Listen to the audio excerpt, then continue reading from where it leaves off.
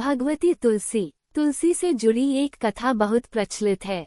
श्रीमद् देवी भागवत पुराण में इनके अवतरण की दिव्य लीला कथा भी बनाई गई है। एक बार शिव ने अपने तेज को समुद्र में फेंक दिया था।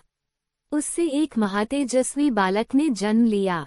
यह बालक आगे चलकर जलंधर के नाम से पराक्रमी दैत्य राजा बना। इसकी राजधानी का नाम जलंधर नगरी था। दैत्यराज कालनेमी की कन्या वृंदा का विवाह जलंधर से हुआ। जलंधर महाराक्षस था। अपनी सत्ता के मद में चूर उसने माता लक्ष्मी को पाने की कामना से युद्ध किया, परंतु समुद्र से ही उत्पन्न होने के कारण माता लक्ष्मी ने उसे अपने भाई के रूप में स्वीकार किया। वहां से पराजित होकर वह देवी पार्वती को पाने की लालसा से कैलाश पर्वत पर गया।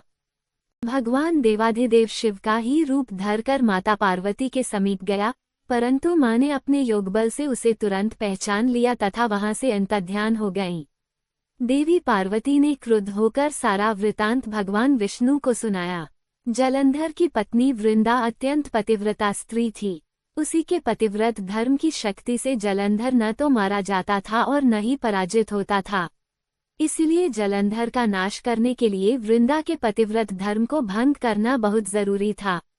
इसी कारण भगवान विष्णु ऋषि का वेश धारण कर वन में जा पहुंचे, जहां वृंदा अकेली भ्रमण कर रही थी। भगवान के साथ दो मायावी राक्षस भी थे, जिन्हें देखकर वृंदा भयभीत हो गईं। ऋषि ने वृंदा के सामने पल में दोनों को भस्म कर दिया। उनकी शक्ति देखकर वृंदा ने कैलाश पर्वत पर महादेव के साथ युद्ध कर रहे अपने पति जलंधर के बारे में पूछा।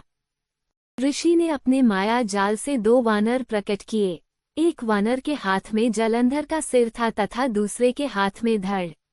अपने पति की ये दशा देखकर वृंदा मूर्छित होकर गिर पड़ी। होश में आने पर उन्होंने ऋषि रूपी भगवान से विनती की कि वो उसके पति को जीवित करें। भगवान ने अपनी माया से पुनः जलंधर का सिर धड़ से जोड़ दिया, परंतु स्वयं भी वह उसी शरीर में प्रवेश कर गए। वृंदा को इस छल का जरा आभास न हुआ। जलंधर बने भगवान के साथ वृंदा पतिव्रता का व्यवहार करने लगी, जिससे उसका सतीत्व भंग हो गया। ऐसा होते ही वृंदा का पति जलंधर युद्ध में हार गया। इस सारी लीला का जब वृंदा को पता चला तो उसने क्रुद्ध होकर भगवान विष्णु को शिला होने का श्राप दे दिया तथा स्वयं सती हो गईं। जहां वृंदा भस्म हुई, वहां तुलसी का पौधा उगा। भगवान विष्णु ने वृंदा से कहा, हे वृंदा, तुम अपने सतीत्व के कारण मुझे लक्ष्मी से भी अधिक प्रिय हो गई हो। अब तुम तुलसी के रूप में सदा मेरे साथ रहोगी। जो मनुष्य भी मेरे शालिग्राम रूप के साथ तुलसी का विवाह करेगा उसे इस लोक और परलोक में विपुल यश प्राप्त होगा।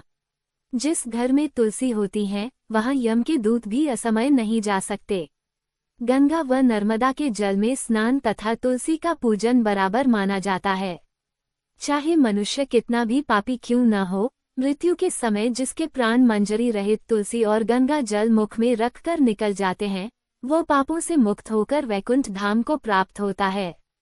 जो मनुष्य तुलसी व आंवलों की छाया में अपने पितरों का श्राद्ध करता है, उसके पितर मोक्ष को प्राप्त हो जाते हैं। उसी दैत्य जलंधर की यह भूमि जलंधर नाम से विख्यात है। सती वृंदा का मंदिर मोहल्ला कोट किशनचंद में स्थित है। कहते हैं इस स्थान पर एक प्राचीन गुफा थी, जो सीधी हरिद्वार तक जाती थी। सच्चे मन से 40 दिन तक सती वृंदा देवी के मंदिर में पूजा करने से सभी मनोरथ पूर्ण होते हैं।